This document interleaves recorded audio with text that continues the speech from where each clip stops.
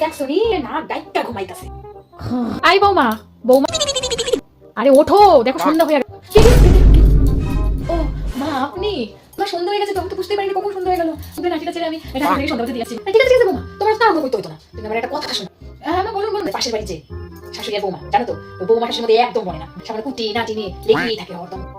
পাশের বাড়ি। সন্ধ্যা হয়ে যাচ্ছে, কিছুতেই ওঠে না কিছুতেই ওঠে না, আর এদিকে তো তার শাশুড়ি মা চিল্লিয়ে চিল্লিয়ে বলেই যাচ্ছে চাকো। ও এর জন্য মা এই চাটা এনে মুখের সামনে দিল শাশুড়ি মার, ডর করে বৌমার হাতে ঢাইলা গরম চা।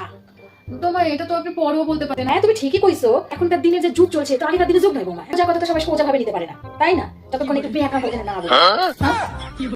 কি বললেন যত বৌমা? কেন আমি তোমার এত তাড়াহুড়ো করে আমি বলতে আইছি? হ্যাঁ ঠিকই বলেছেন। হ্যাঁ মা, হ্যাঁ মা, হ্যাঁ মা, খুব ভালো করে বুঝেছি। হ্যাঁ শাশুড়ি মা খুঁজলেও পাওয়া যাবে না, সত্যি বলছি মা। আপনি তো লাখে একটা আমার শাশুড়ি মা বলে কথা, কি বলবো।